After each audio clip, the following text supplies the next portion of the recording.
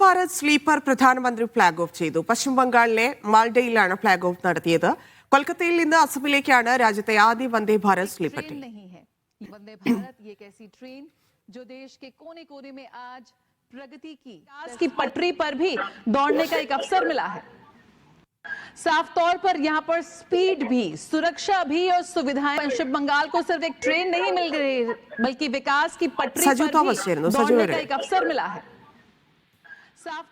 തന്നെ അല്പസമയം മുൻപാണ് പശ്ചിമ ബംഗാളിലെ മാൾഡയിൽ പ്രധാനമന്ത്രി നരേന്ദ്രമോദി രാജ്യത്തെ ആദ്യത്തെ Vande Bharat sleeper train flag off ചെയ്തത്. പശ്ചിമ ബംഗാളിൽ നിന്നും അസമിലേക്കാണ് ആദ്യ ട്രിപ്പ്. അതായത് ബംഗാളിലും ബംഗാളിലും അസമിലുമാണ് ഇനിയിപ്പോൾ നിയമസഭാ തെരഞ്ഞെടുപ്പ് നടക്കാനിരിക്കുന്നത്. നിയമസഭാ തെരഞ്ഞെടുപ്പ് മുന്നോടിയായിട്ട് കേന്ദ്ര സർക്കാരിന്റെ ആദ്യ പുതുവർഷ സമ്മാനമായിട്ടാണ് ഇതിന്റെ പ്രഖ്യാപനം കഴിഞ്ഞ ആഴ്ച ആദ്യം വന്നത്.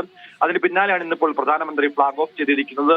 നൂതന സാങ്കേതിക വിദ്യയോടെ പൂർണ്ണമായിട്ടും ഇന്ത്യയിൽ നിർമ്മിച്ച ട്രെയിനുകളാണ് വന്ദേ ഭാരതിന്റെ സ്ലീപ്പർ ട്രെയിനുകൾ. പ്രധാനമന്ത്രി ഇപ്പോൾ സംസാരിക്കുകയാണ്. രാജ്യത്തെ വന്ദേ ഭാരത് ട്രെയിൻ രാജ്യത്തെ യാത്രാ സംവിധാനത്തെ കൂടുതൽ ഉത്തേജന പകരുമെന്നും 150ഓളം വന്ദേ ഭാരത് ട്രെയിനുകൾ ഉടൻ തന്നെ സർവീസുകൾ ആരംഭിക്കും, അതിന്റെ പണികൾ പുരോഗമിക്കുകയാണെന്നാണ് ഇപ്പോൾ പ്രധാനമന്ത്രി സംസാരിച്ചുകൊണ്ടിരിക്കുന്നത്. മാൾഡയിൽ നിന്ന് ഇപ്പോൾ അസമിലേക്കാണ് ആദ്യ ട്രെയിൻ ഫ്ളാഗ് ഓഫ് ചെയ്തിരിക്കുന്നത്. അസമിൽ നിന്ന് തിരിച്ചും വന്ദേ ഭാരത് ട്രെയിനുകൾ അനുഭവിച്ചിട്ടുണ്ട്. കേരളത്തിന് അമൃത് ഭാരത് അടക്കമുള്ള ട്രെയിനുകൾ ഇപ്പോൾ അനുവദിച്ചിട്ട് പോലും അതിലൊരു യാതൊരു പരിഗണനയും കേന്ദ്രത്തിന്റെ ഭാഗത്തൊന്നും ഉണ്ടായിട്ടില്ല. തമിഴ്നാടിനും ഒപ്പം ബംഗാൾ, അസം ഉൾപ്പെടെയുള്ള സംസ്ഥാനങ്ങൾക്കാണ് 13 അമൃത് ഭാരത് ട്രെയിനുകളൊക്കെ കഴിഞ്ഞ ദിവസം പ്രഖ്യാപിച്ചത്. അതിൽ പോലും കേരളത്തെ പരിഗണിച്ചിരുന്നല്ലോ. നമുക്കറിയാം 4 സംസ്ഥാനങ്ങളിലാണ് ഇനിയിപ്പോൾ ഈ വർഷം നിയമസഭാ തെരഞ്ഞെടുപ്പ് നടക്കാനിരിക്കുന്നത്. അതിന് മുന്നോടിയായിട്ടാണ് പ്രധാനമന്ത്രി ഇപ്പോൾ ബംഗാളിൽ വന്ദേ ഭാരത് സ്ലീപ്പർ ട്രെയിൻ പ്രഖ്യാപിച്ചത്. അതോടൊപ്പം തന്നെ മറ്റു ചില സംസ്ഥാനങ്ങൾക്ക്, അതായത് അസം, തമിഴ്നാട് അടക്കമുള്ള സംസ്ഥാനങ്ങൾക്ക് അമൃത് ഭാരത് ട്രെയിനും ഇപ്പോൾ പ്രഖ്യാപിച്ചിരിക്കുന്നു.